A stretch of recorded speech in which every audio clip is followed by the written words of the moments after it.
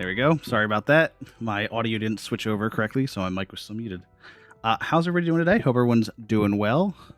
Hope chat's having a nice start to the week. Pretty solid weekend for me. Let's see. Saturday. Oh, so most of my friends were out and about Saturday, and most of Friday, most of Friday night, and then Saturday.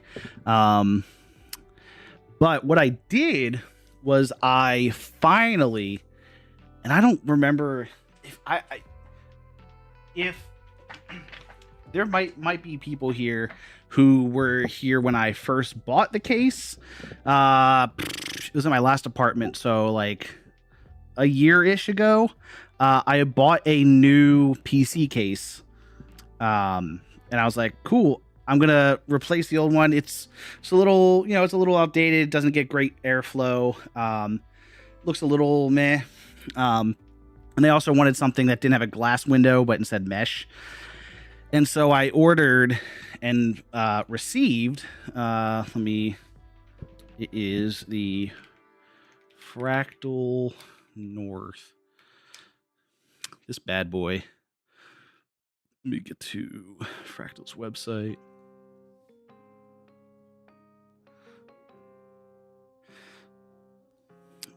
It was this guy was it just black? What's this one? Wait, I don't know the difference. Charcoal black. Okay. Oh, this one has the window. This one has the mesh. So it was this one. I picked up this case.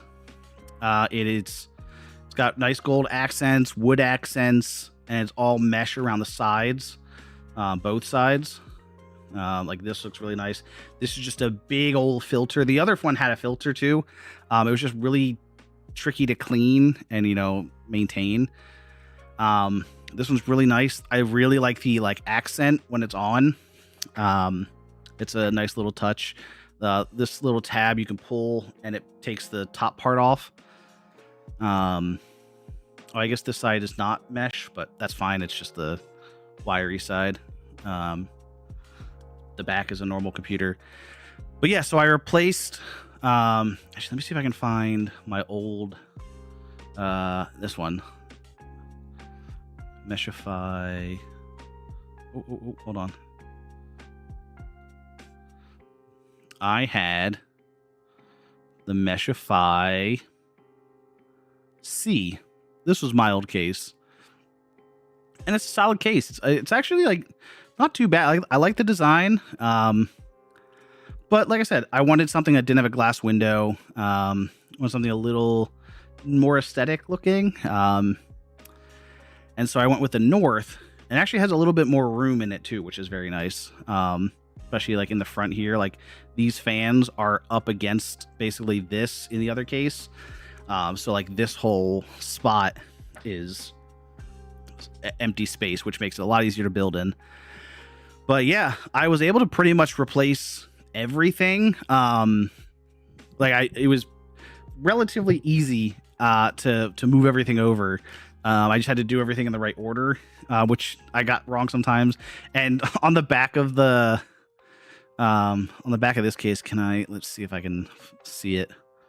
They open up so this back panel here, this is where you put your 2.5-inch SSDs. I accidentally put them on the inside, and I was like, why isn't this closed? It's not going in right. Turns out you have to screw them onto the outside. I didn't realize that. I assumed it went on the inside, so I had to take that off, redo it. And then I think the 3.5-inch drive I had in here, I also screwed up because the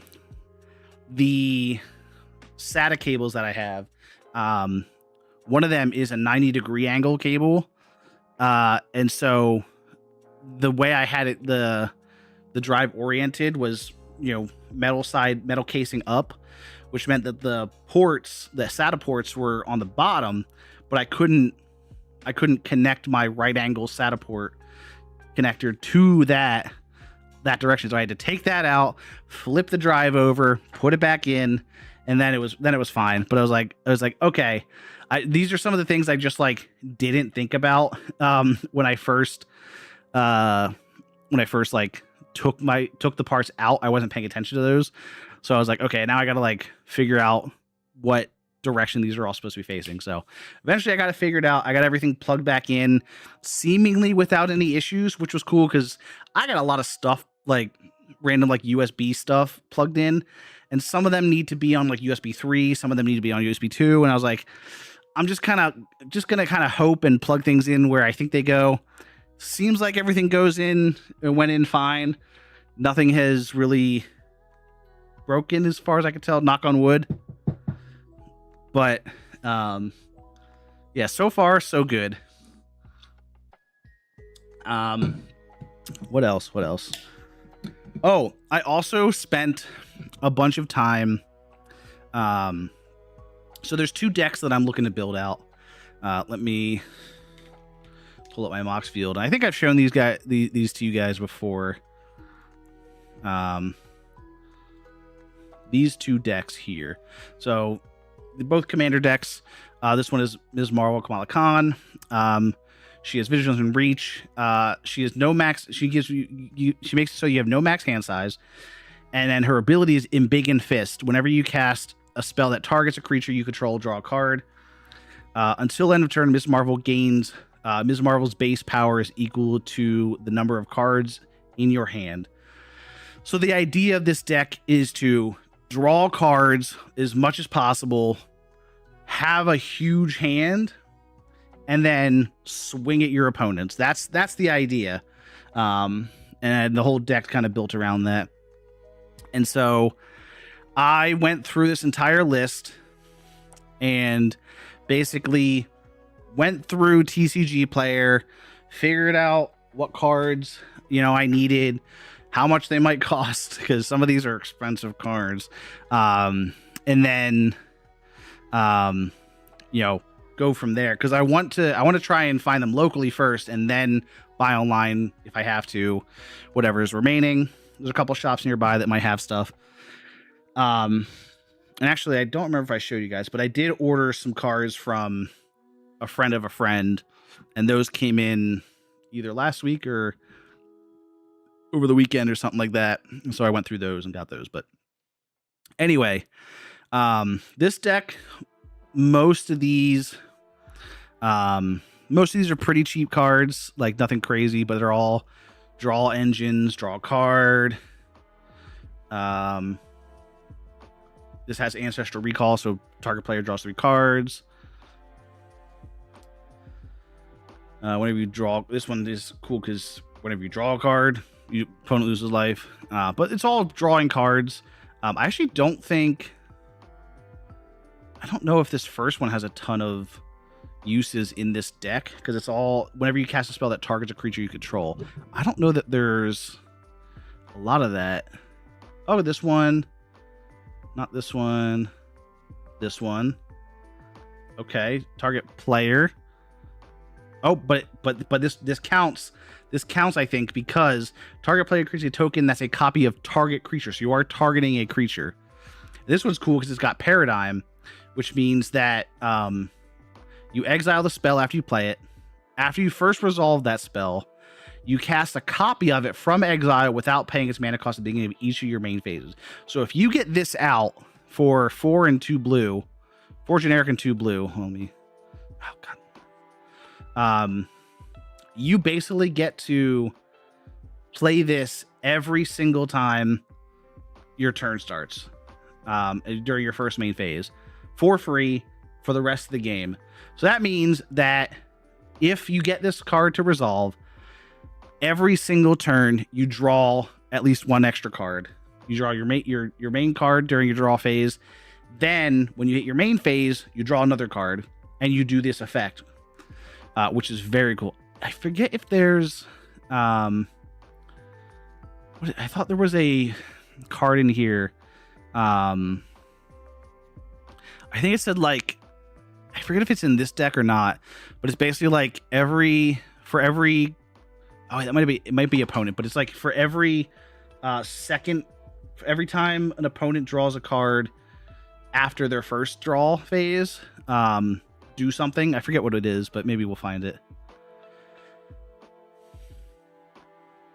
And here's another good one, another good sorcery for that. Create a token that's a copy of target creature you control. Again, draw a card for that. Draw a card for that. Draw a card for that. Draw a card for that. Don't draw a card for that one. No, but you do draw cards because that's the spell. Draw a card for that. I don't. No. Same with that one. You draw a card for that. Draw a card for that. Draw a card for that. So, like, you see what I'm saying? So, like, everything that targets a creature, you draw a card for that. So I was wrong. There's a lot of spells in here that target creatures. So a lot of drawing there. Oh, this one's cool. Aether Siphon. It's from Aether Drift. I guess this is the mechanic people didn't like when it came out in 2025. I don't know. I can't quite see that. Does this do anything? Yeah. Yeah, 2025. So it has start your engines. If you have no speed, it starts at 1. It increases once on each of your turns when an opponent loses life. Max speed is 4. So it takes 4 turns. I remember seeing a way to like increase by 1. Like you get 1, like you can do 1 on your first turn. I forget what the combo is. I don't know if I have it in here or not. But basically, once you have max speed, and this is on the field, every time you draw a card, which again you're doing a lot, each opponent mills 2 cards. So a way to lose the game is drawing from a deck that has 0 cards. That is a way to lose the game. This makes it so that happens faster for your opponents. Starting column. These all have, no, I guess just this one. Another start your engines. At max speed, sacrifice this artifact. Draw 2 cards and discard a card. Again, if you have this out and you have Aether Siphon out, that's cool. Water Crystal. Blue spells cost 1 less to cast. That's good because everything's cheaper. So I guess if you have this out and Aether Siphon out, because if an opponent would mill 1 or more cards, they mill that many cards plus 4 instead. So every time that your opponent mills those 2 cards from Aether Siphon, they actually have to mill 6 cards. And then if you say you have your big hand, right? You're a couple turns in the game, your hand is huge. You pay 4 and 2 blue and tap Water Crystal, and each opponent mills their cards equal to the number of cards in your hand. So if you have a big hand, they're milling a ton of cards. And what milling is you basically take the card. If you mill a card, you take the top card and put it in your graveyard. Just take the top card off your deck, put it right in the graveyard. And so again, you're doing that to try and mill them out.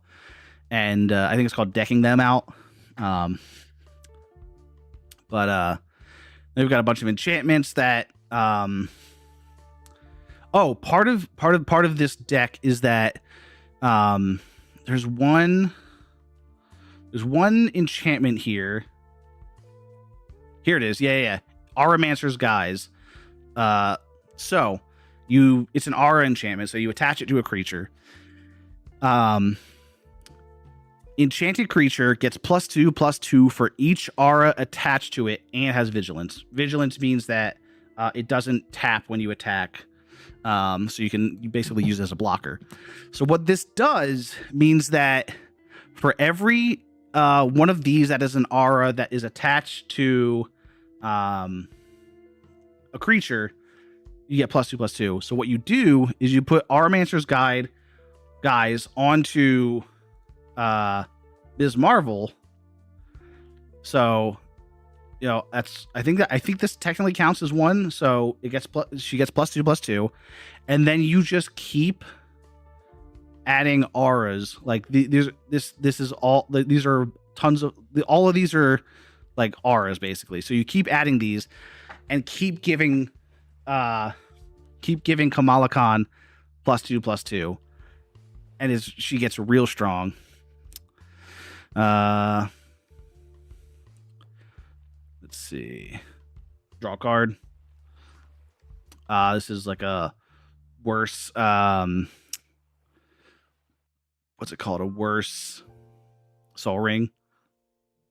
But that's fine. You still get a mana by tapping it. But once you get max speed, then it ramps up. So that's my one deck. And then my other deck is the Serpent Society, and they have ward. They have Death Touch. They have ward, which means in order to attack or in order to target, I think, a creature with ward, you have to pay the ward cost. And the ward cost for Serpent Society is 5 poison counters.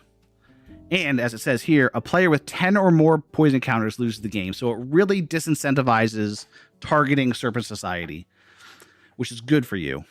Whenever another creature you control with Death Touch dies, each opponent sacrifices a creature of their choice.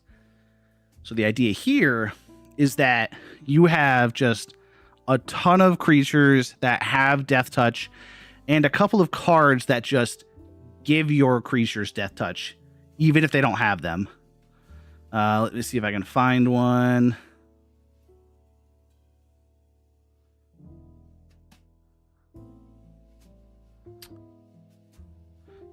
It's probably not probably an enchantment, I would guess. Maybe not. Oh, maybe not. Oh no, it's I think I remember seeing it.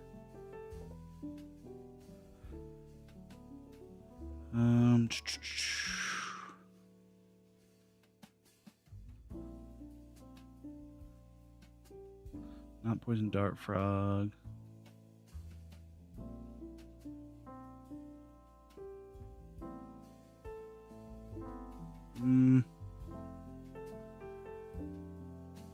I could have sworn. I'm pretty sure there's one in here that does that. Oh wait. No.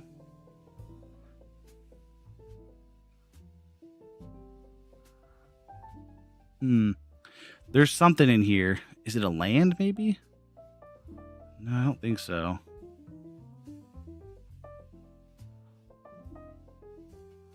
Artifact, maybe? No. Could be in here too. It's hard to know for sure. But there's at least one card in here that says all your creatures get Death Touch as long as it's out. I'm pretty sure it's a creature. But again, with Serpent Society, whenever another creature you control with Death Touch dies, each opponent sacrifices a non-token creature. So you're basically wiping their board of a creature every time one of yours dies. So you're okay with your creatures dying as long as they have Death Touch. Which I think I'd have to check the ruling on this, because you are allowed to sacrifice a creature in response to damage. So like but I don't know if you can do that with Death Touch. If I'm attacking a creature and I declare it as a blocker, as it's dying, I'm allowed to sacrifice it. I'm pretty sure. But I don't know if that counts as the sacrificed creature. I don't know. I'd have to ask somebody who knows the game a lot better than I do, which is fine. But then again, also a lot of these creatures have something to do with creatures that have Death Touch. So like whenever a creature you control with Death Touch deals damage to a player, draw a card and lose 1 life.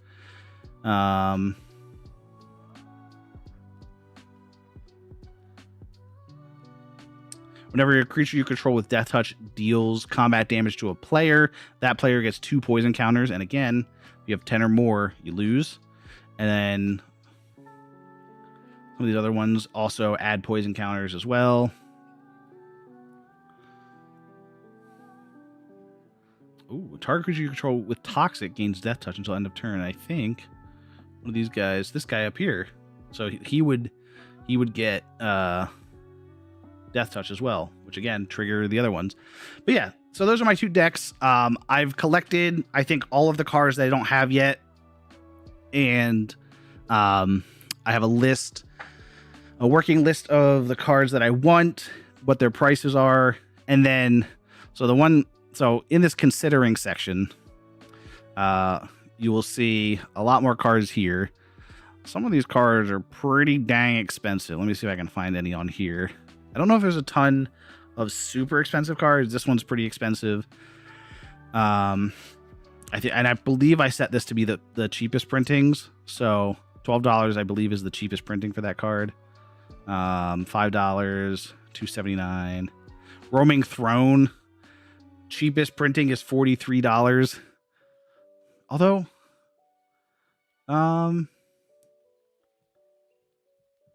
yeah, I guess that would work in this deck. I thought that was for Zinnia, but maybe not. Maybe it's both. Sheldred.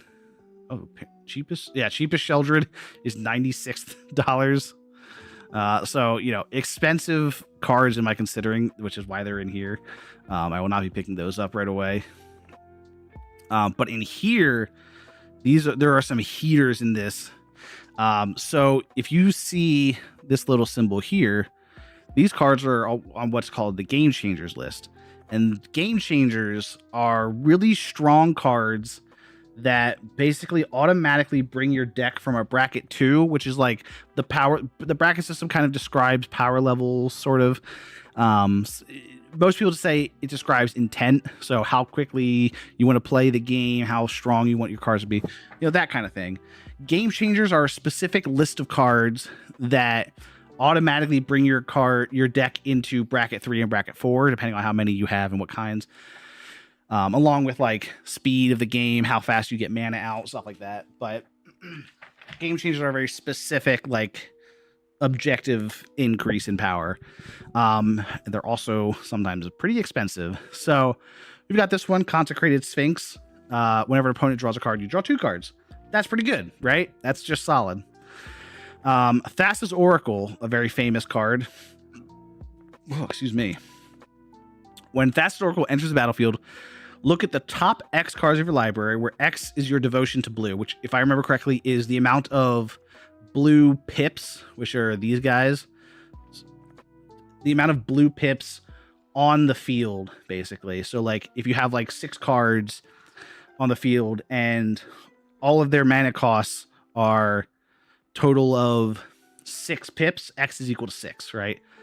So put up to one of them. So you look at that many cards, top X cards of your library.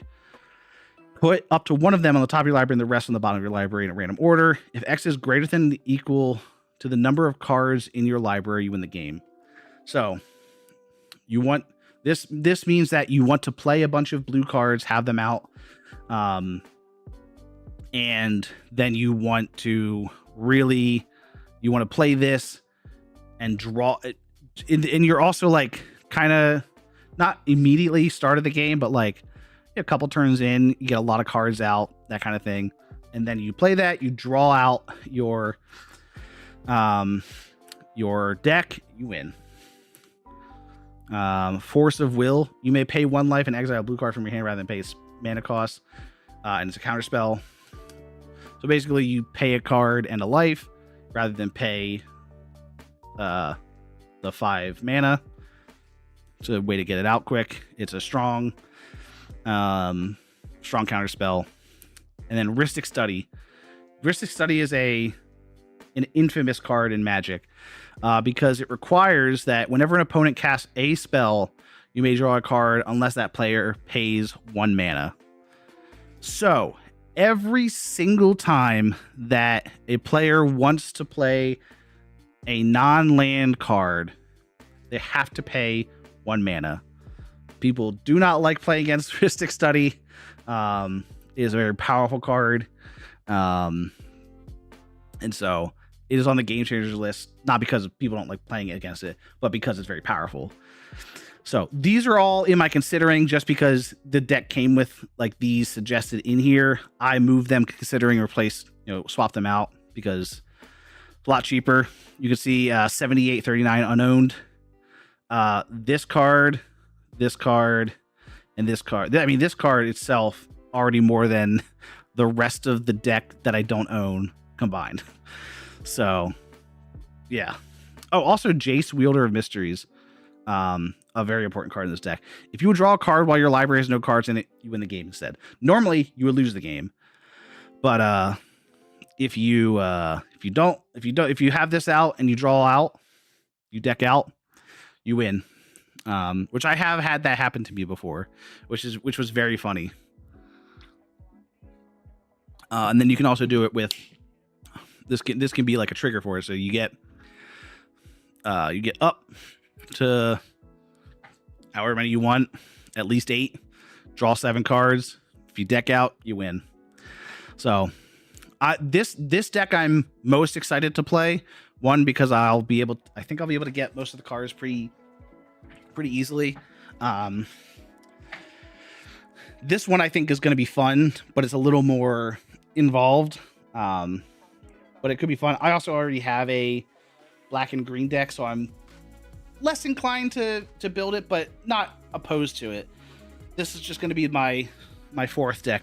This one I'm building first, so very much looking forward to playing this one. But also regarding Magic, actually let me open Moxfield again real quick.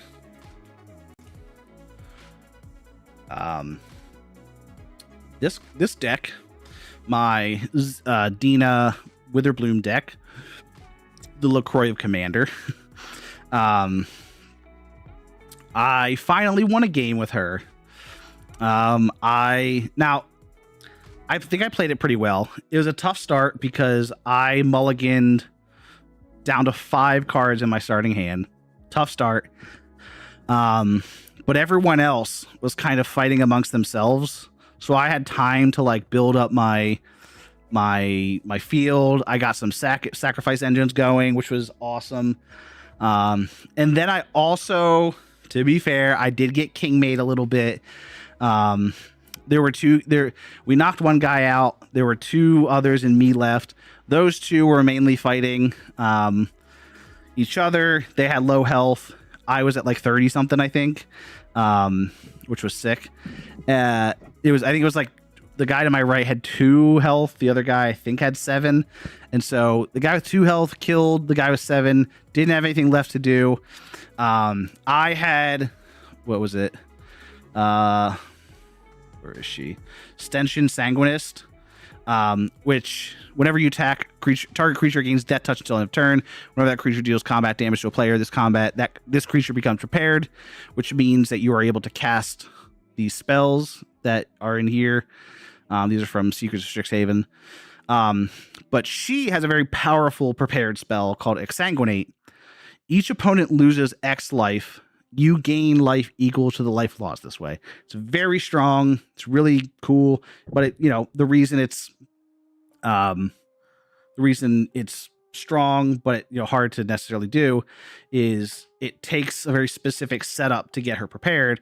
And honestly, every time I've played her before, she gets removed pretty quickly. So I haven't even had the opportunity to cast Exsanguinate before.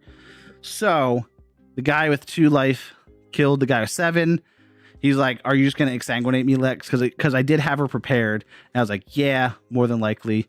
So we did that. I Exsanguinated, and I won. So I did, like I said, I did get king made a little bit. But I might have had enough mana to be able to wipe them both out had they not killed each other. Because I want to say I had enough mana for X to be however much health the guy with more health had left. I can't remember for sure, but I know I had at least 2 extra mana, so we did that. But yeah, I finally won, which is cool. And now I've given myself even more permission to go and build the other 2 decks. I did want to get wins with both, just just to have those under my belt. Say I did it, and now I get to build some new fun decks that I'm excited for. So looking forward to that. I am bummed because not this coming weekend, but next weekend is the Hobbit release, and there we go. I've only been to one pre-release because I've been out of town or not available every other pre-release. Marvel, which really only is Marvel, I think, because I went to the Secret of Strixhaven one, but I did not go to Marvel, unfortunately. But yeah, I have to miss this one, which is next week, because I'm going to a friend's wedding out of town, and so I will not be here that weekend. So unfortunately, we'll have to miss another one. But I'm hoping to be around when what's it called? Reality Fracture comes out, to be able to do pre-release for that. That said, I'm really looking forward to. Should be very fun. So.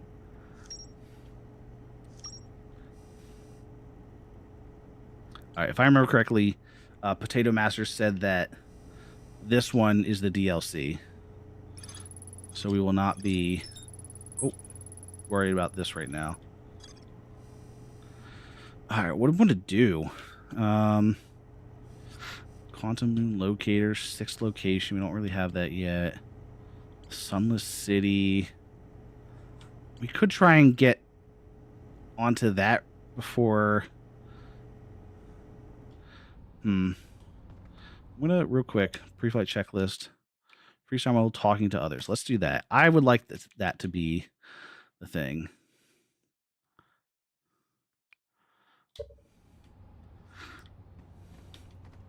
Basically, anytime we're interacting with something, pause.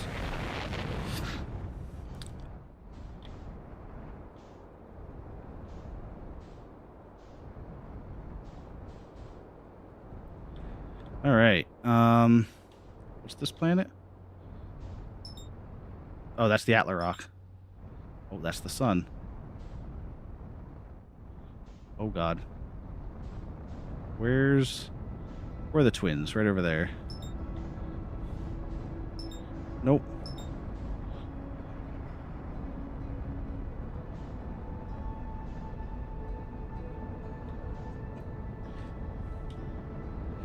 Come on.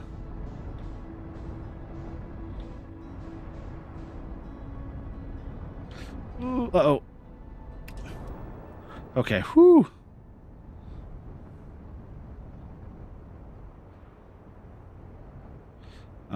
What happens if we, like, go in here? What's... Uh-oh.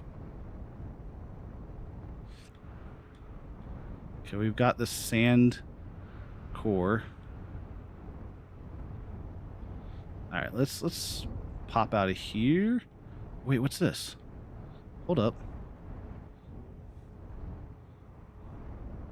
Oh God.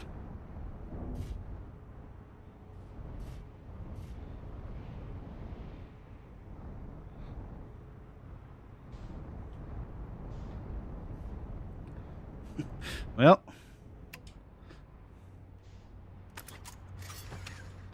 we're kind of in. Let's just see where this goes.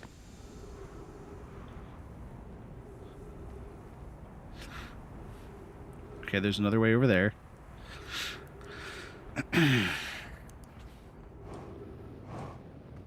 Oh wait. I think we know where this is.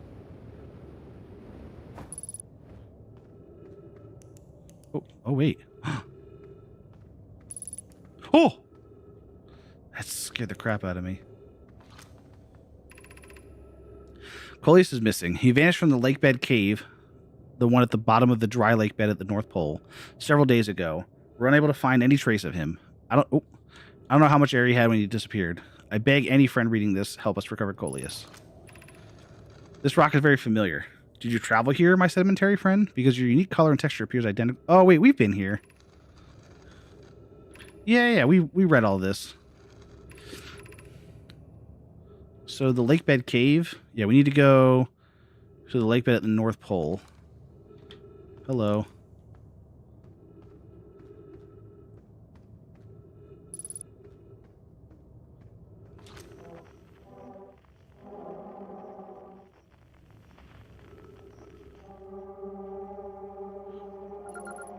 Oh, it's you. Oh, so these things have sounds coming from them. Okay, we didn't know that. All right, we might have to skedaddle here. I don't know where the sand is.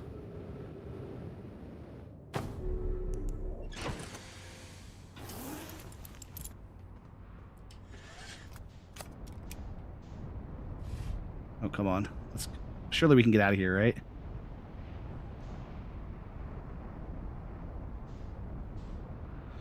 Ooh, there we go.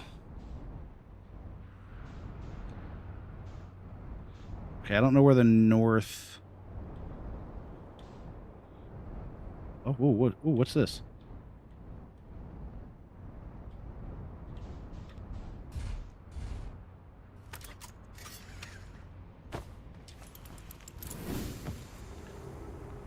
Is this anything? No? Okay, we are at the South Pole. Got it. So let me keep this suit on. Does that... No. I mean, I'll still keep the suit on, but I would need to know... Okay, I think we've been here. So that's the south, I assume. Is this the north? This feels northish.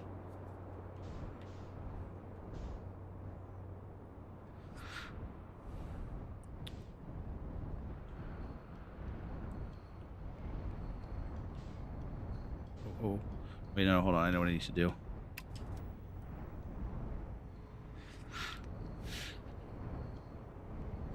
All right, the sand's already coming up, but there are some stairwells down here, which is good to know. Okay. I don't know. What's that? Nope. Can I catch up to that thing? I don't think so. I'm gonna try... Uh-oh. Oh, no. I'm trying to, like, reorient myself.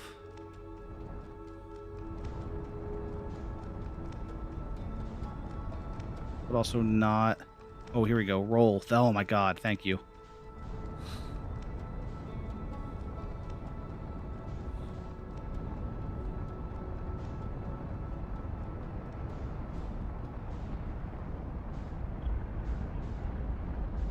Uh-oh. That seems pretty bad. Oh, my God. Come on.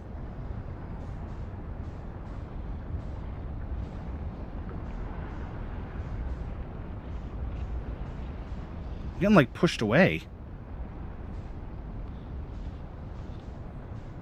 Why can't I get to it? How am I moving away from it? What's going on here?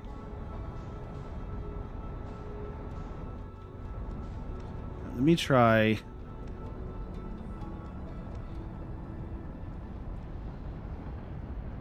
Uh-oh.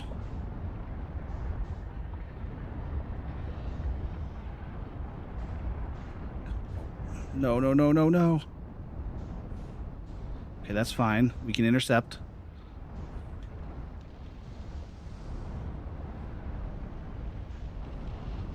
I think I might be too high now. Oh, God, we're really close to the sun. Oh, my God, dude, I cannot...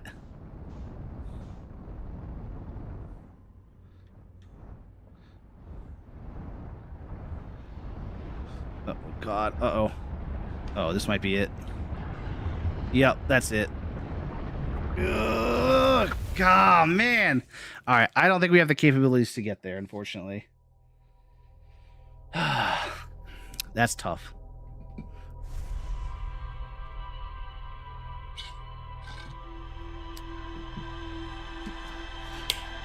I'm not really sure where to go.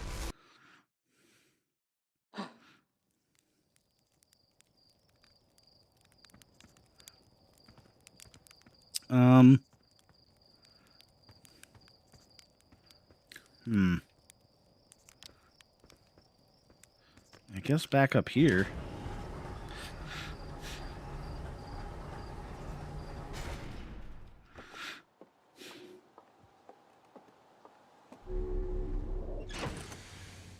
So back to the log.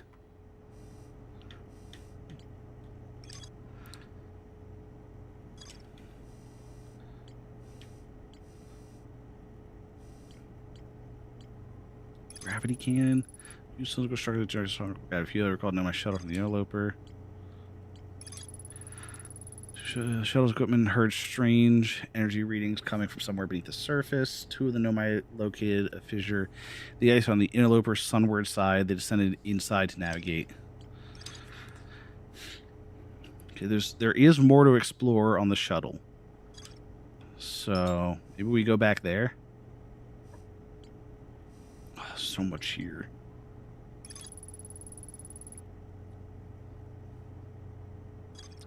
All right. Let's go. let's go here for now.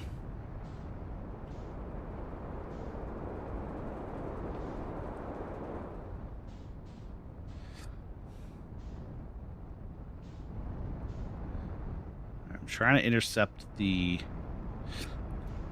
planet. Hopefully I'm not going around the wrong side. I don't think I am, though.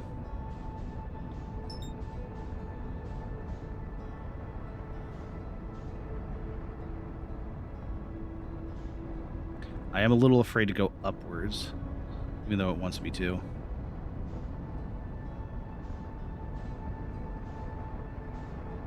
Oh, wait. Oh.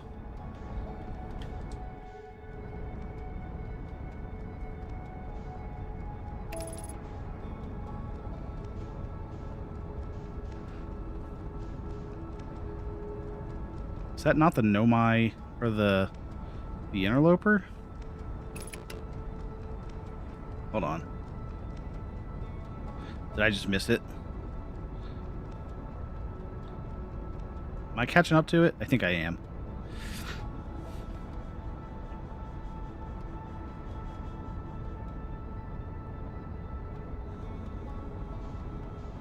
Still 15 kilometers away from it.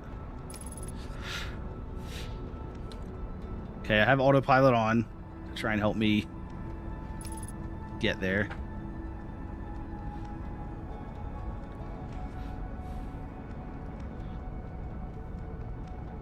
So is this...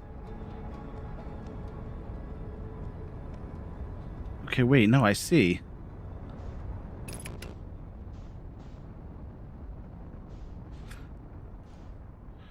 Are we able to interact with this thing at all? Doesn't look like it.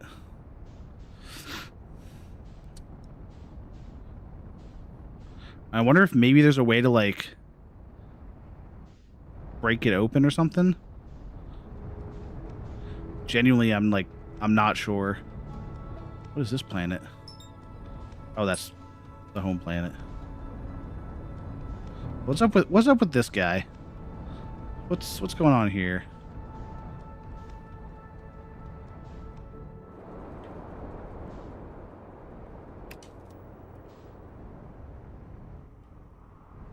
All right, let's get in here. That looks like another one of those moving rock things. Oh, that sounded close. Close enough, at least.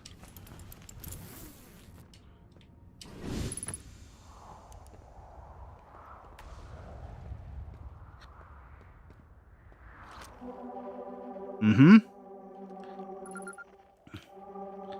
Okay, so these are different. Okay, so the shards do have music in them. Interesting.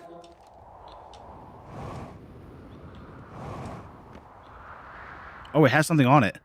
Ooh, we should go up there.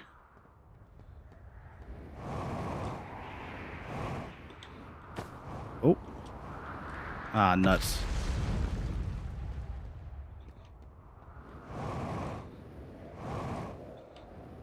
Okay. Let's reset. We should be able to get up here, no problem.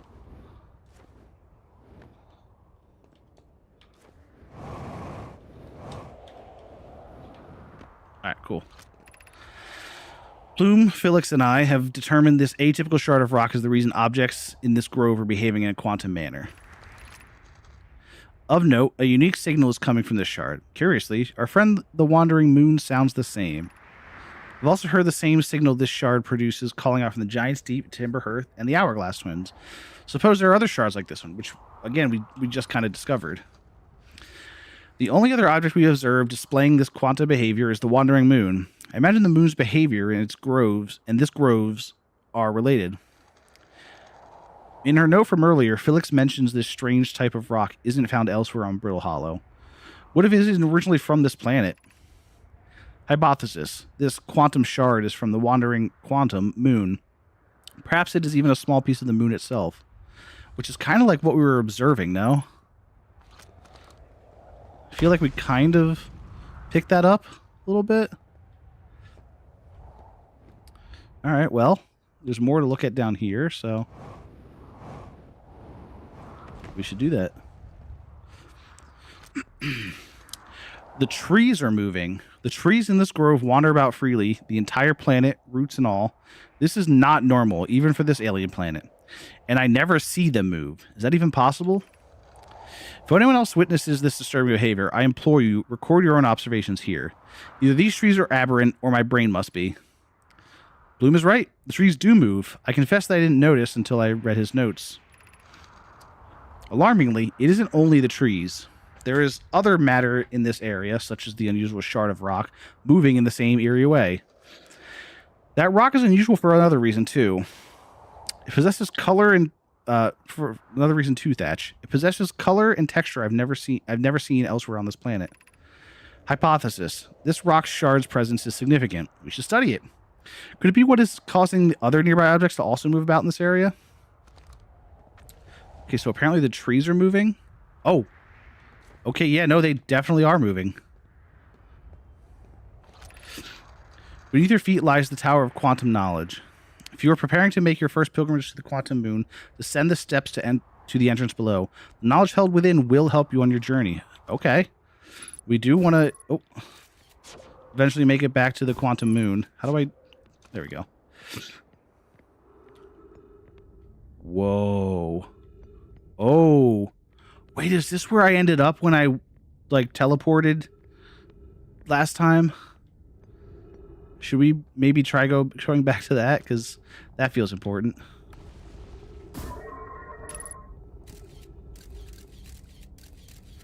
Yeah, there's definitely... Okay, we got to figure out how to get into that room.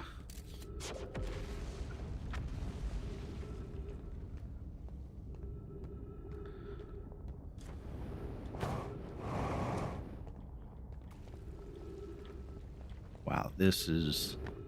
There's a lot going on here.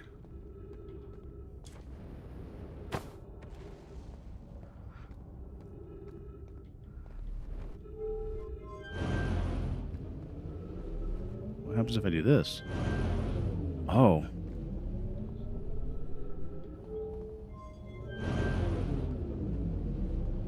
What's... Uh-oh. Oh, no. Uh-oh.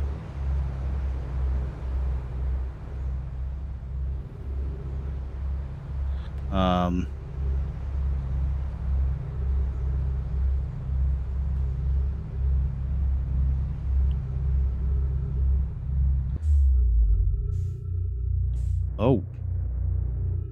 What the? Ooh.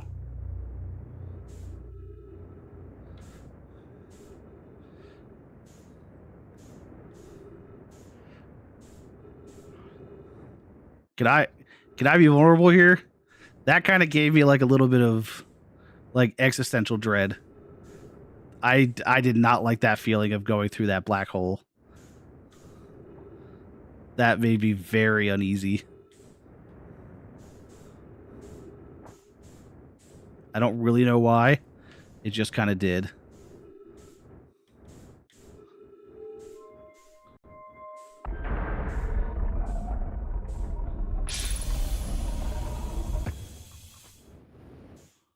Oh, what? I don't know what I just did.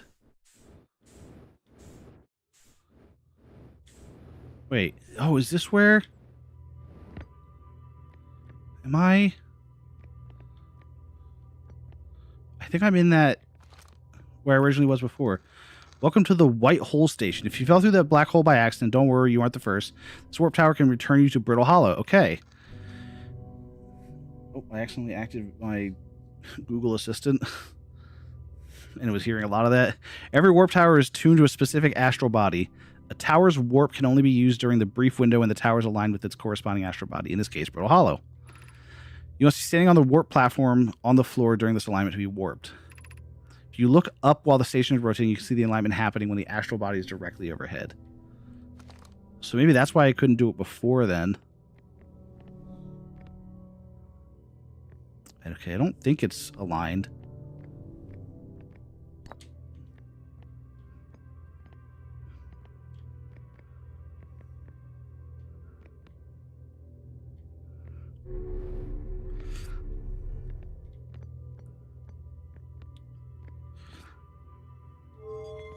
Oh, hello.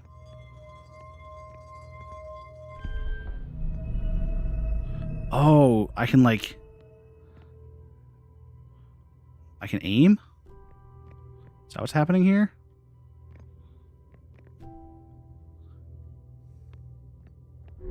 Wait, this is down, this is up. Okay, so this is just rotating.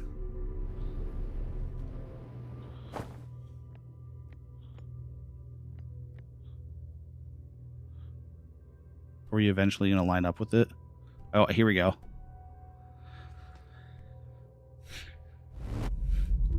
Hey, okay.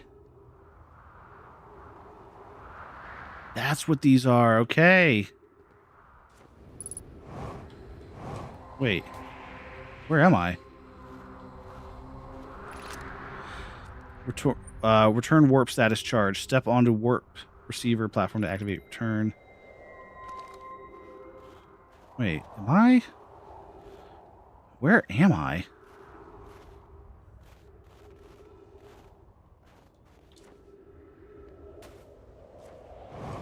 Am I on the other side? Oh, am I on the other side of the planet then? Is that what's happening here? The Hanging City.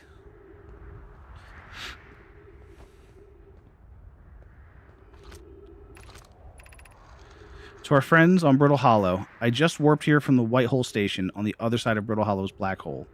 Our design worked. We successfully recreated warp travel.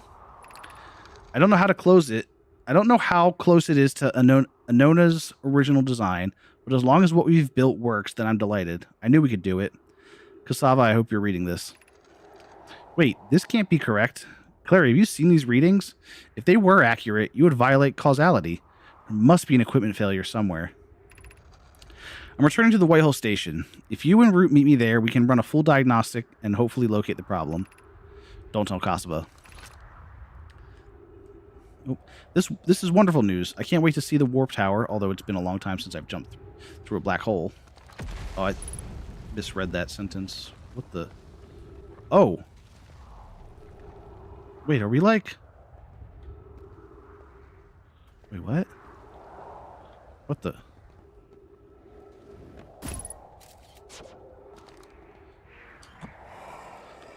Oh, sick. Here we go. Rami and I reviewed the records you sent, Poke, and they appear to show Nomai are arriving at the warp receiver on Brittle Hollow slightly before departing from the White Hole Station. As I've already told Rami, these measurements can't be accurate. How can a Nomai arrive on Brittle Hollow before he or she ever stepped into the teleporter? The implications are absurd. I don't disagree. It would mean I've inadvertently broken several fundamental theories regarding this universe. We would have to reconsider all of our beliefs about the nature of time. Yes, I hope so too. Poke, as Pi is confident the reading is inaccurate, she's kindly helped me attempt to recreate this phenomenon at the high energy lab. We're designing an experiment to take more data. An update, Poke. The high energy laboratory is in the canyon on Ember Twins equator. Come here at once. You need to see this. I understand it's exceedingly odd, but Clary and I have tested and retested the equipment. The result is the same every time someone warps. The interval is incredibly minuscule, roughly 100,000th of a second. Do you suppose our instruments can't accurately measure time to such small degree?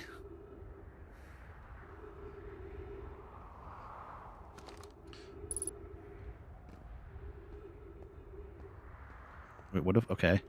So we did that. What if we put this here?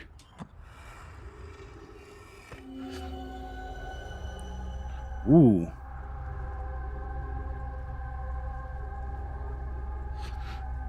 Oh, we're back on... Oh, we're on Ember Twin. I still don't really know what these do. Like, obviously they, like, show something. But I don't really know what.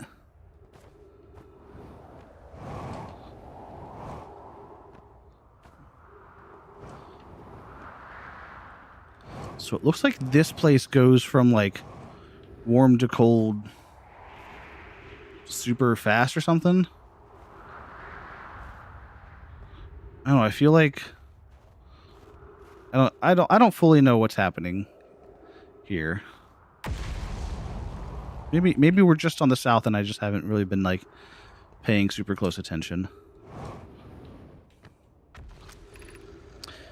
Has anyone observed the phantom moon that sometimes greets us in the night sky? Your thoughts interest me. I'm interested in your playful moon. Is it much like its violent friend, Hollow's lantern? Imagine if there were 2 volcanic moons. Then I'd imagine there'd be none of us left. Hypothesis. There can exist too much lava. I strangely prefer we test the null hypothesis. This moon isn't volcanic to my unaided eyes. Sometimes it leaves its friend Hollow's lantern for nights at a time. The nights the moon circles this planet appear random. It seems to travel as it likes. I compliment your eyes. How do you imagine it disappears? Hypothesis. Could it be a shift in the light spectrum? Suppose this moon is too shy to show its face.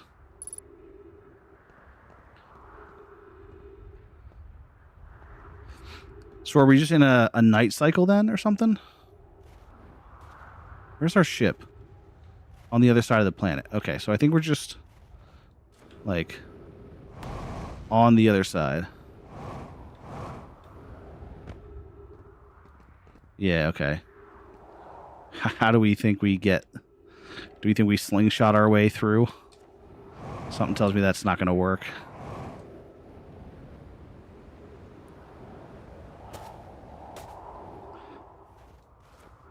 We are running low on fuel, which is not ideal.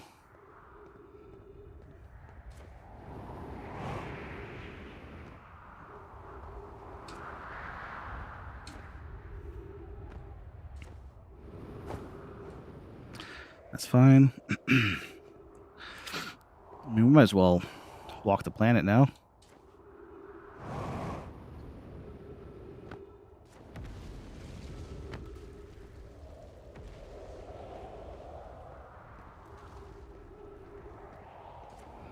Oh, man. Okay. Do we think we can land on that? I'm going to give it a shot. Oh, that can't be good. Oh, uh-oh. Well. That's bad. Yeah, I'm aware.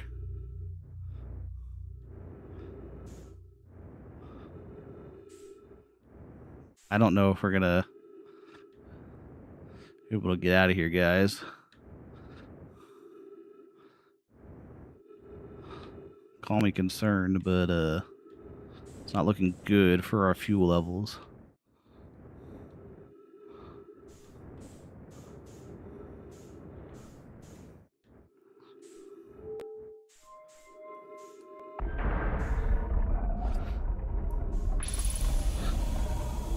Okay, we got oxygen.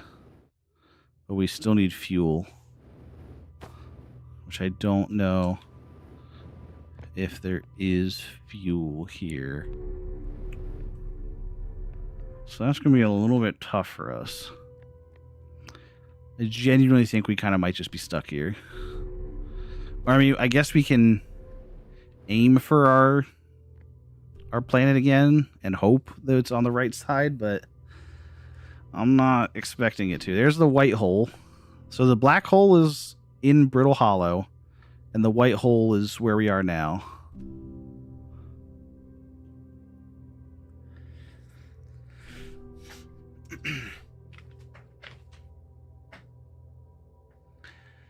Yeah, I'm gonna be honest, I don't know that I like going into a black hole. I think that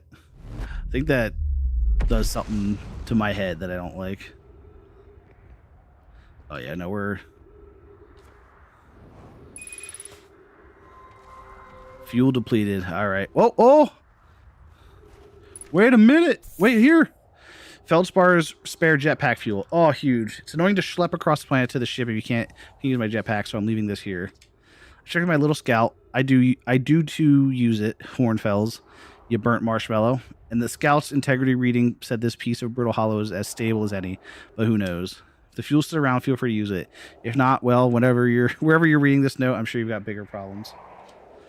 Yeah, he's not wrong about that. All right, where's my ship? All right. Now that we've got like a full friggin' tank, we can kind of get schmoving. But I'm not expecting much left from in terms of time. I think we're pretty close to the sun expiring. Oh, but we're here. Sick. Okay, cool. Guess we'll go back down.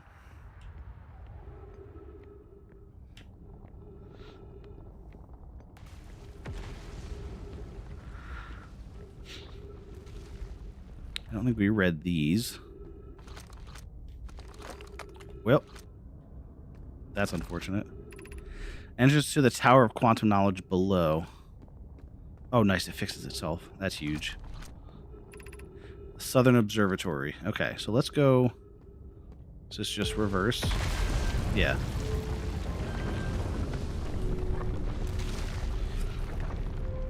Uh-oh. Wait, no.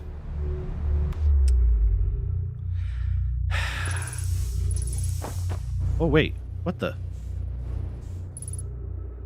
Oh. Huh? Oh, my ship got blasted. Where am I? Oh, what is this? Wait, what the?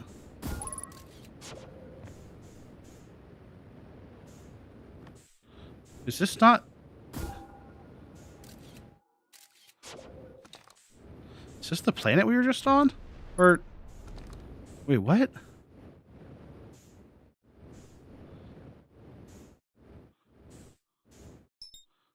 What is this? Are we not in Brittle Hollow? I'm really not sure what's going on here.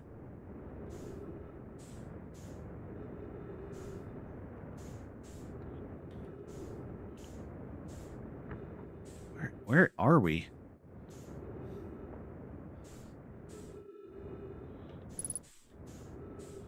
I mean, there's definitely something, I mean, odd going on, right? Because... Is that...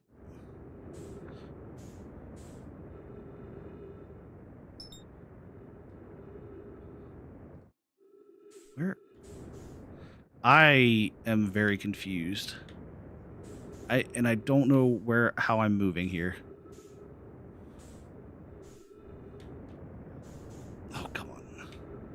Okay. We're heading somewhere.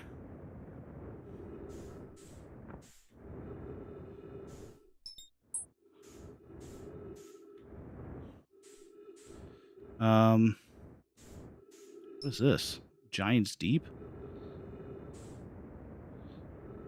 Am I even gonna like catch up to it or anything? I'm not. I think we're screwed here.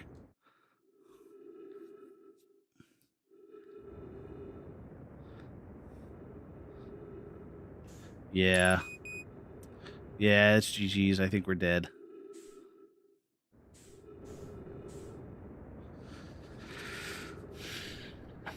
Maybe we can like slam into the planet if I gain enough speed with the remaining fuel I have, but I'm kind of thinking we're SOL.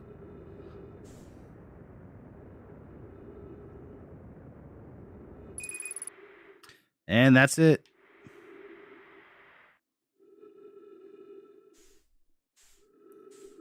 Looks like we can burn oxygen to use as fuel. We are technically getting a little closer to Giant's Deep, but I don't think we're gonna make it.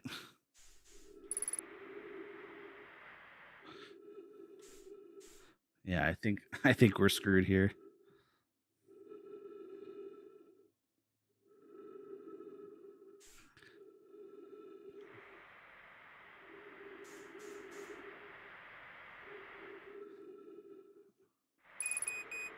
$60 of oxygen.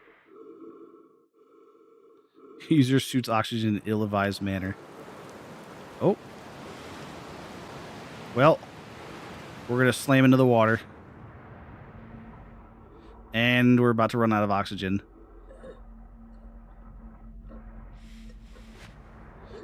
And there it is. Yep. Saw that one coming.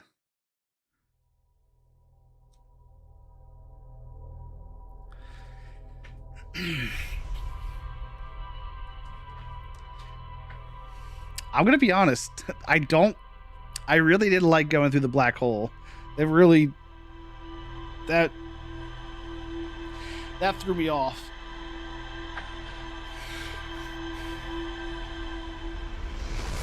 That did not make me very comfortable. Oh, that's interesting. I like came back like I was grasping for air because I died suffocating. Interesting.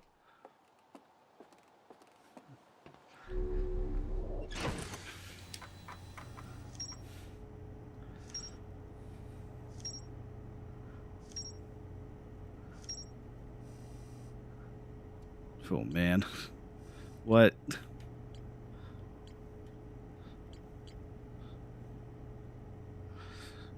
Uh-huh. Yep, I definitely know what's going on here. A strange rock shard that wanders when no one is watching. The Nomai determined this shard is the reason objects in this grove behave in a quantum manner. The Nomai hypothesized that this shard is actually a piece of the quantum moon. The shard emits the same signal as the quantum moon. Okay. The Nomai detected a quantum signal coming from somewhere on Giant's Deep. Okay. This tower, located on Brittle's Hollow equator, held useful knowledge for Nomai embarking on their first pilgrimage to the quantum moon. Poem written. Okay. Nomai noticed a strange wandering rock that appeared multiple caves on Ember Twin's north of the hemisphere. I found a strange rock shard that moves when I'm not watching and emits a signal on the quantum fluctuating frequency. Wandering rock was first spotted in a cave at the bottom of the dry lake bed at Ember Twin's North Pole. A Nomai named Coleus mysteriously vanished from a cave at the bottom of the dry lake bed at Ember Twin's North Pole. Okay, I kind of want to see about that. The Nomai device created to track the quantum moon's location. And Nomai hypothesized that the quantum moon might be a form of macroscopic quantum mechanics. The quantum moon travels to a total of 5 locations. The Nomai on Brittle Hollow observed a moon sometimes appear in the sky. The Nomai on Ember Twin observed a moon that would disappear when no one was watching. Church research notes mentioned a quantum moon that no Hearthian has been able to land on. Quantum Moon sometimes disappears, possibly to an unknown sixth location. Okay. Northern Glacier. The north pole of Brittle Hollow is covered in snow and ice. There is a uniquely shaped Nomai ruin on the surface. The Nomai were able to warp here from the White Hole Station. This is where they first recreated warp technology.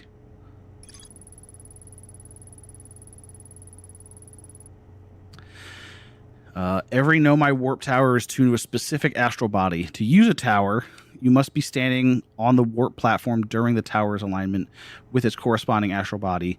The alignment happens when the astral body is directly overhead. The Nomai notice something strange. Warped objects appeared to arrive at the receiver on Brittle Hollow slightly before they departed the White Hole Station. This negative time interval between an object arriving and departing was incredibly minuscule, roughly 100,000th of a second. The Nomai were skeptical if their equipment could even measure time to such a small degree. High Energy Lab. The negative time interval measured at the White Hole Station was further investigated at the High Energy Lab in the Canyon and Ember Twins equator. The High Energy Lab can only be accessed by a path from the Sunless City.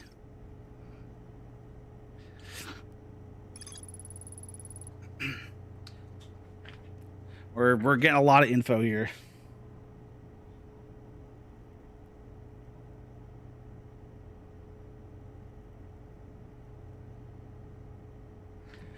The Nomai debated building a sun station in order to power the Ash Twin project. The Nomai city built into the walls of a huge underground cavern.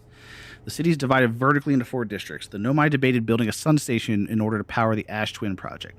Several Nomai opposed its construction, arguing that failure could result in the destruction of the solar system. Church camp. Chirp has set up their astronomy gear on the North Pole of Ember Twin. Chirp has spotted an unusually high number of supernova recently. Okay.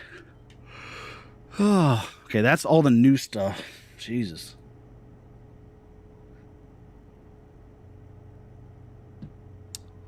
Now where do we want to go? Frozen Nomai shuttle. That's the one flying through space, but I believe that means it's the one we can get from the gravity cannon, I think. Dark Bramble Seed.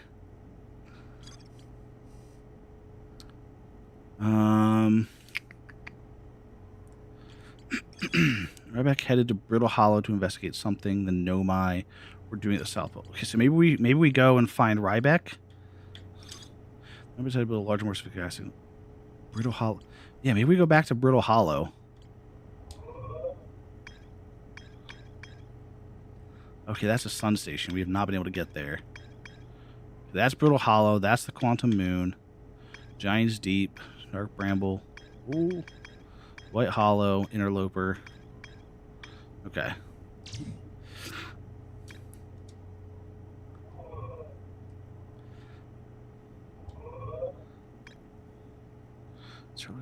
Brittle's Equator. Okay, I think we want to go to the South Pole of Brittle Hollow. Okay. Let's do that.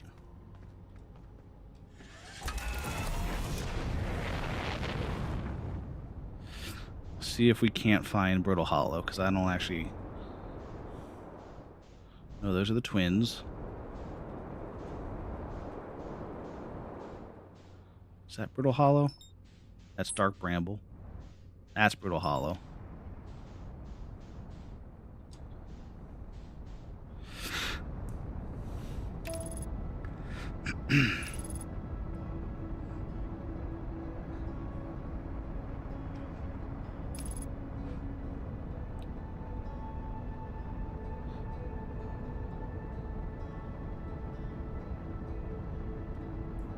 Oh, this could even be something we want to pop in at. Ooh. Whoa, this is kind of sick, whatever this is. Oh, is this one of the... I think this is one of the escape pods that crashed.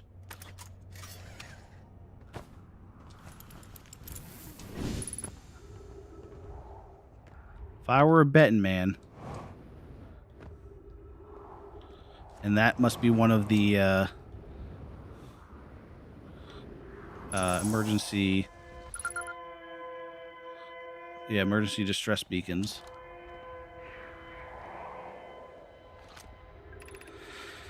Is everyone unharmed?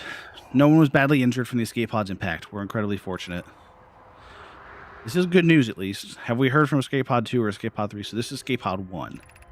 No, I'm unable to make contact. My equipment can hear the other two escape pods distress signals. However, if it's any comfort, both pods must be structurally intact.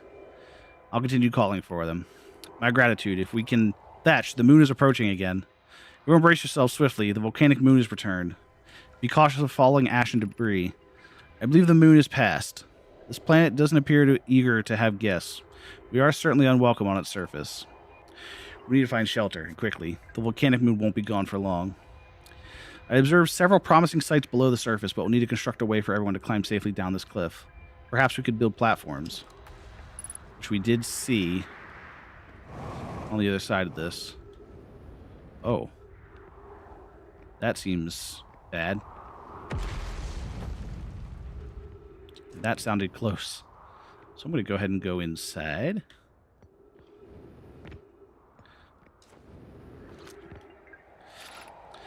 Escape Pod 1. Vessel has been mortally injured. Emergency sequence activated. Waiting departure from vessel. Escape Pod 3 launching Escape Pod 2. Now launching Escape Pod 1. Alert. Collision imminent. Preparing for impact. Scanning external environments. Scan complete. Minor structural instabilities detected. Pockets of breathable air detected. Adequate solar energy detected. Verdict hospitable. Okay, if you say so. Computer. Emergency escape hatch. Okay.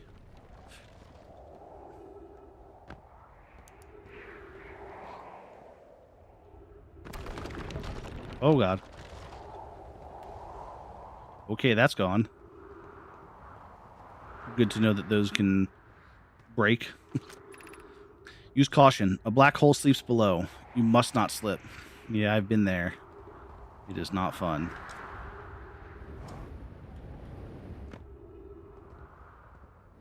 Woo!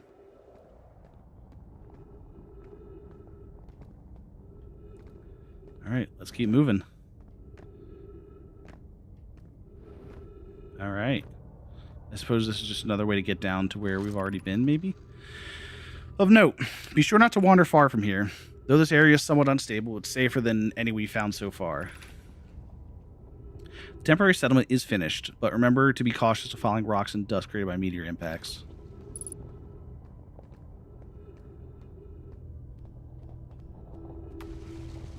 There's like a pathway going that way. Those lights seem important, but I don't know why.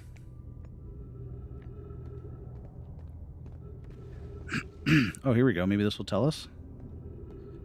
Oh wait, don't these like mess with? Yeah, they do. I was gonna say they mess with like gravity, right? Given concerns about our settlement stability, where should we construct a new, less temporary shelter? I believe we should migrate to the northern glacier. What if we use gravity crystals to craft a stable path? Building beneath the crust again would shelter us from the volcanic moon's eruptions. We need to stay close to the escape pod so Felix can monitor incoming messages. We can't be rescued if we aren't present to respond. I don't believe anyone is coming to save us, Thatch.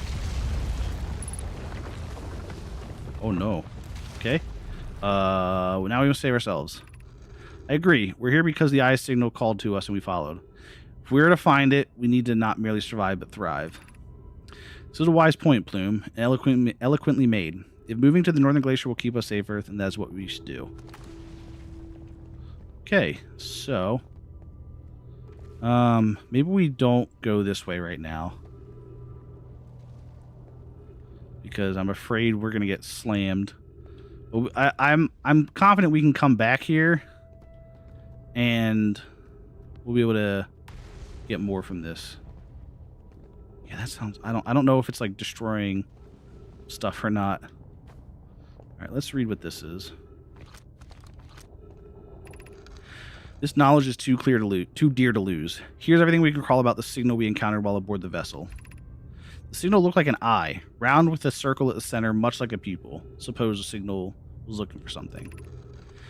The signal was older than the universe itself. This is the most significant detail. No Nomai clan has ever encountered anything like it. How can anything in this universe be older than the universe itself? Imagine what rare and profound knowledge it must offer. We must find this eye of the universe.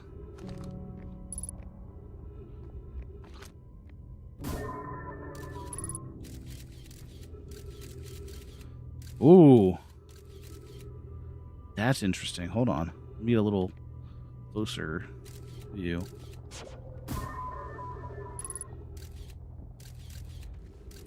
So the eye sent a signal. I'm assuming this is the Nomai ship. The vessel, probably. Something attacks the vessel. And the vessel shoots off the escape pods. One lands Ember Twin, one lands here, and then the other one maybe still stuck with the vessel. Okay. Oh, excuse me.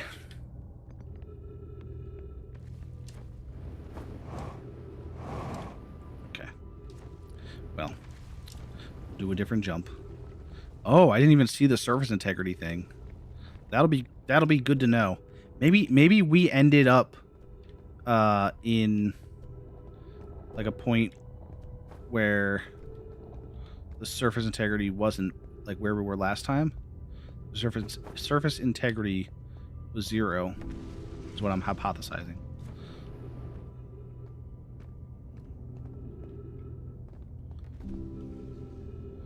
Ooh, nice.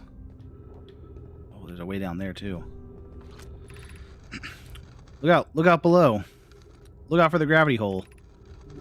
For should you slip and lose your grip, then into space you'll go. Oh, little poem.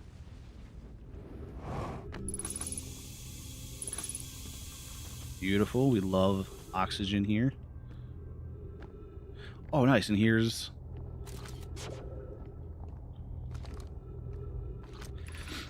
Can't understand. Why did the vessel crash in that place? Was the vessel unwell in some way? No, Anona and I checked before the warp, and the warp core and navigation systems were both well. We warped to follow that curious signal from the eye of the universe. Where we arrived was wrong. It wasn't where we tried to go. Suppose it wasn't a problem with the vessel, but with our destination. I'm afraid for our friends in Escape Pod 3, which I think this might be Escape Pod 3. Like, this is 1, where we are. 2, I believe, was on the twins. And then that's the eye. And then something's doing something. I don't really know what.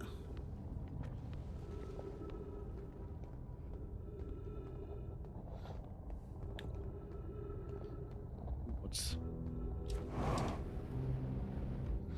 Aha. The pain of your absence is sharp and haunting, and I would give anything not to know it. But never knowing you at all, which would be worse. Anything but never knowing you at all, which would be worse.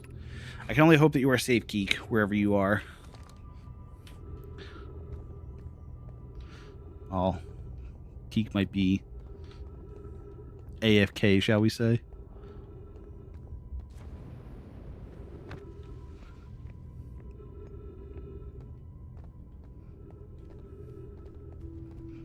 All right, looks like we've almost cleared out this settlement in terms of like knowledge and like stuff to observe. Oh, hello. So those are those crystals.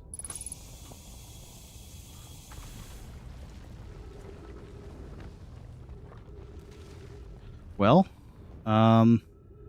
suppose maybe we'll take the reverse gravity thing, that pathway. Sure, it can't hurt too much, right?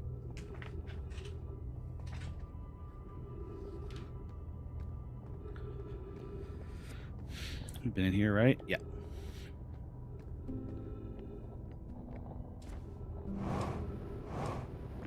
All right, let's...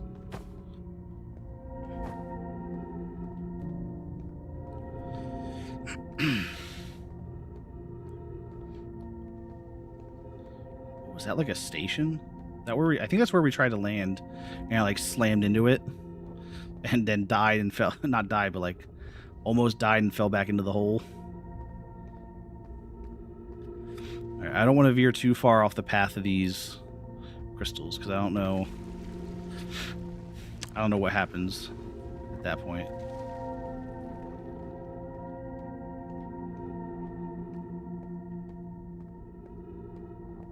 All right, 3. Uh-oh, wait. We're gonna be able to get in or something? Okay, yeah. Interesting. So I think we're... Yeah, I was gonna say this is the north, right? Uh-oh. Oh, boy. Uh-oh. Whoop. Oh. Okay. Ow. Is that an alarm?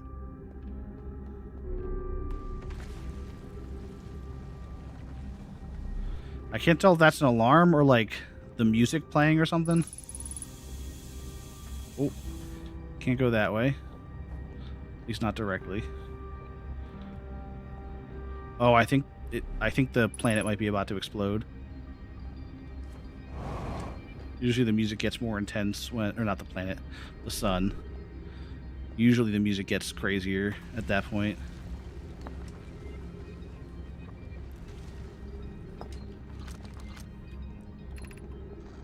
Explanation of festivals. All the Nomai clans from all over the universe meet in one place to share what they've learned in science and art. It's called the festival. Oh, Potato Master! Welcome back. Wait, are you the same Potato Master or a different Potato Master? Because there was a Potato Master here last week. At some festivals, one clan's big discovery can mean all the Nomai get to advance too, like a known as Warp Core, which made it so everyone can warp long distances and explore more. Each clan has a festival envoy to show their most interesting work. Our envoy was Thatch. We can't go because we're stuck here, but Felix says we used to go too. A single festival could last a long, long time. Don't forget, festivals happen every 10 years. Oh god, hold on. Switch out the scrolls. Formation of the universe. No one knows how this universe was made, but one thing we do know is everything used to be very hot and very dense, tightly packed together. As this early universe expanded, it also cooled down. Once it had cooled down enough, particles were able to group together to form things like galaxies, stars, and planets. Since then, space has continued to expand at a faster and faster rate, which is hard to think about for too long without your brain hurting. This universe will keep getting older, colder, and larger until one day the stars and life they support will all die. That's scary to think about, even though Konoe tells me it won't happen in our lifetime. But it'll happen to someone else's someday. Yeah, no, that's... Yeah, I don't like thinking about that. That's for sure. Okay, yep, that's the black hole, which I really don't like looking into.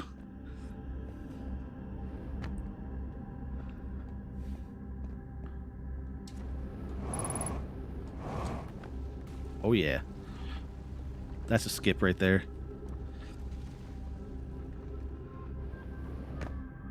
Now, was it a useful skip? I don't know.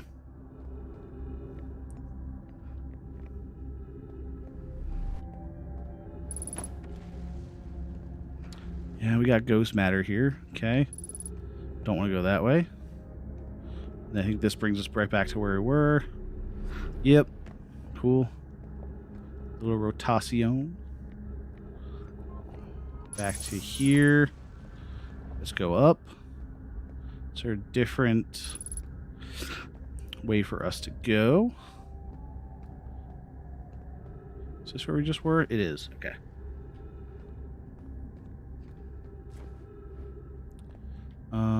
Okay, I think we want to get to... I want to get over there.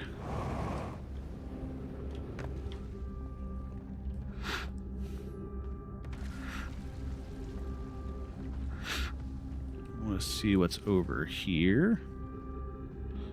Okay, yeah, it looks like Brittle Hollows breaking apart. Which, you know, fair enough. Okay, we've seen that before. Black Hole Forge District, Eye Shrine District, Meltwater District, School District.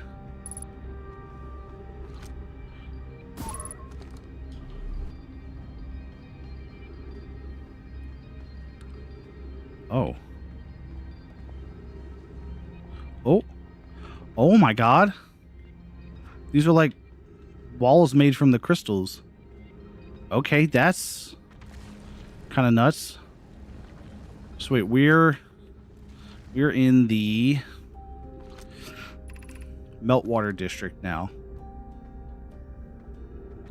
So I don't know if that means anything for us at this moment.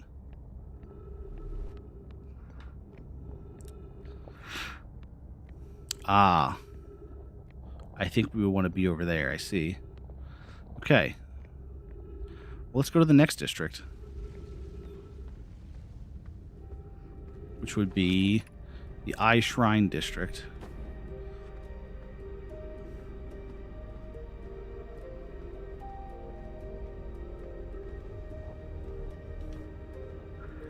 Okay, there's a pathway over there.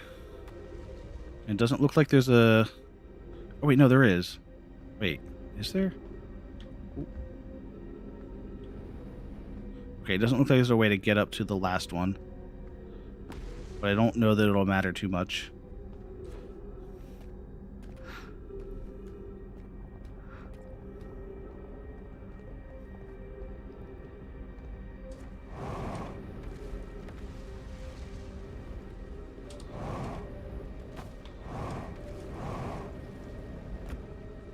Yep.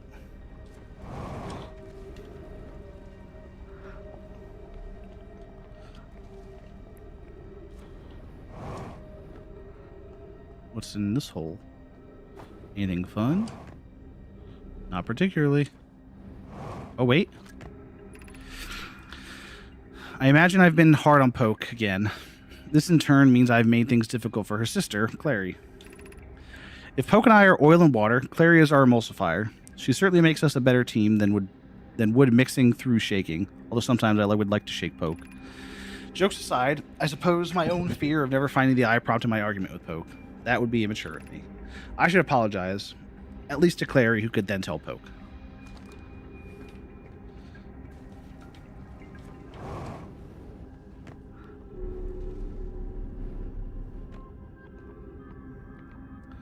Okay. Oh, what is this? I want to see what this is.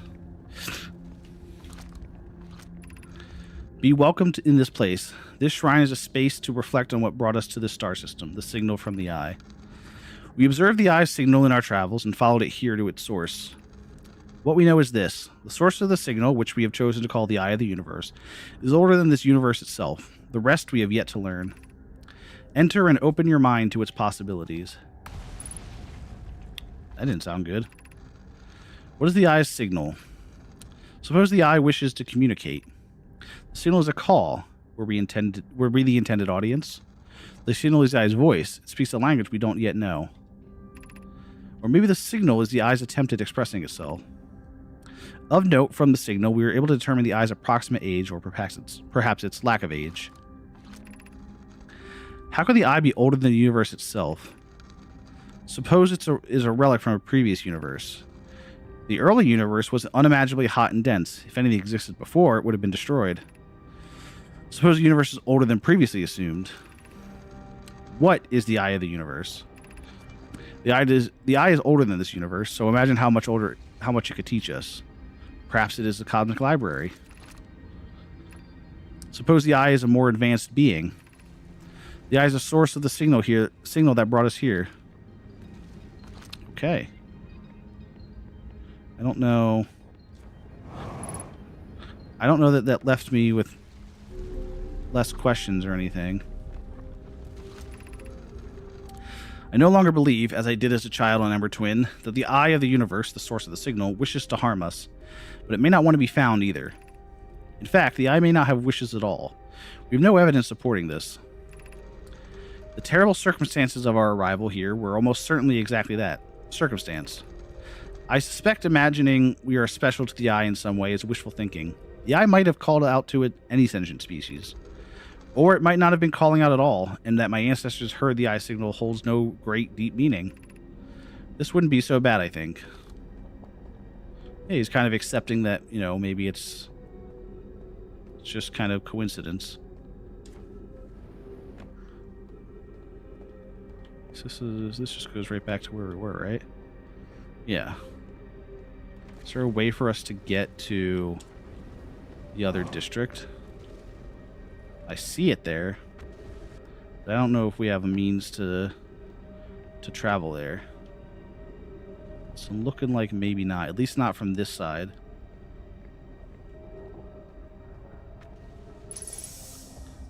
Unless this is anything, but I'm not. No, not really.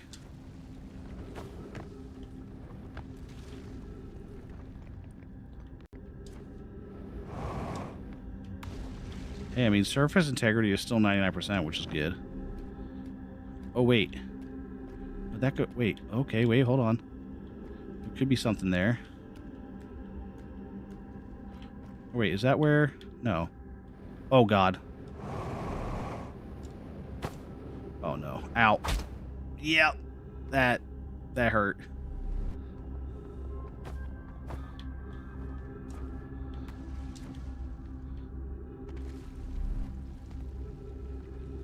I wonder if I can get into whatever that is. Maybe there's a way. Oh, God, it's breaking apart.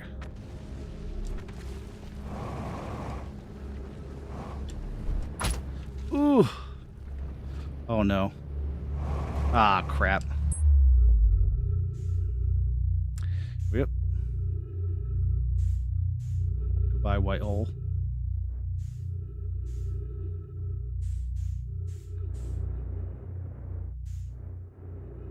Yeah, okay, so Brittle Hollow is just straight up, like, blowing itself to smithereens. Got it. Oh, wait, hold on. This is walkable, right? Yup. And that's how you get in there. Okay.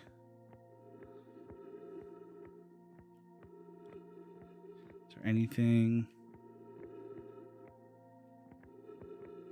I really think there's anything out here for us to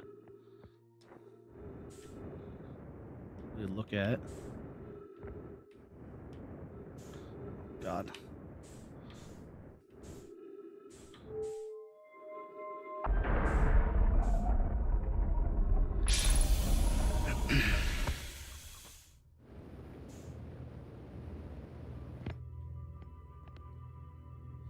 All right.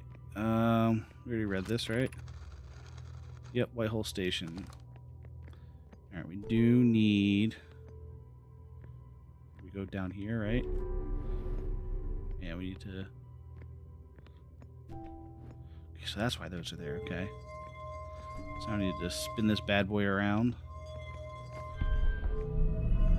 Yeah, that works. We'll get there eventually. Then pop back on here.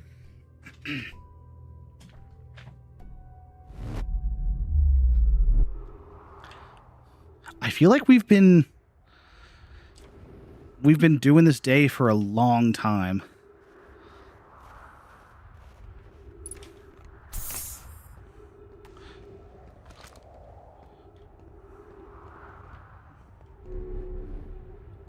Is there a way to reverse this so I can go down?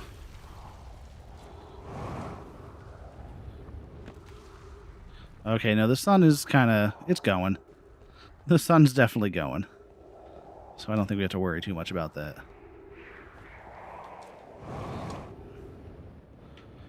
Okay, I think we might kind of be near that district that we couldn't get to, but we don't have a way of this. This just keeps us sending up, and then we can't go down.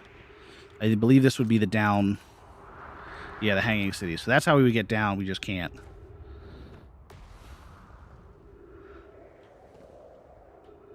Oh. Okay, I think that was just a. I think that was a bug. Nothing else. Oh. not the button I meant to hit. Okay. Where's my ship? Other side of the planet.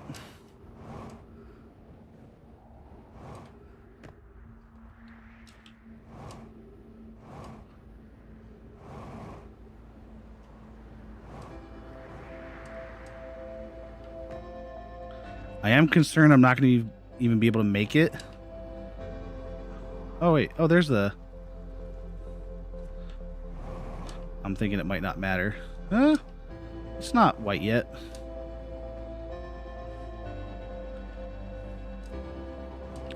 Oh, dude, the Hang City might not even be here anymore, so that might not even matter.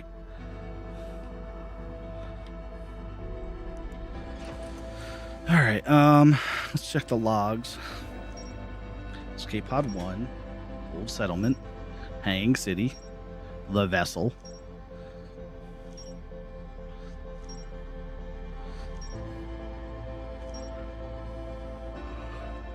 Okay.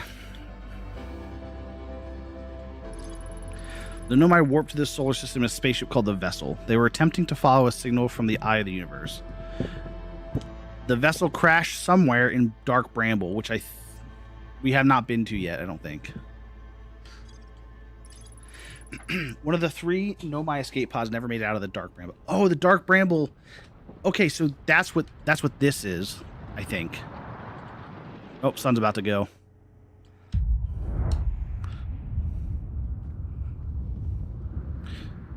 Well.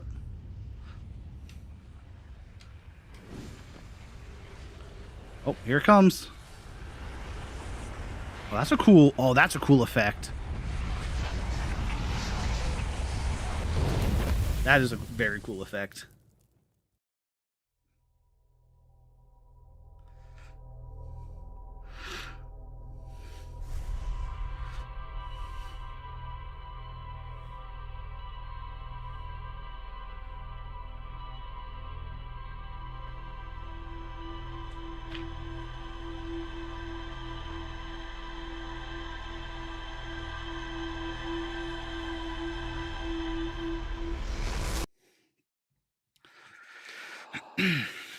All right.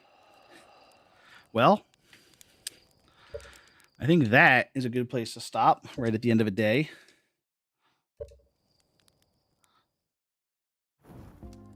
So, I hope you all enjoyed. That is all that I got for you guys today.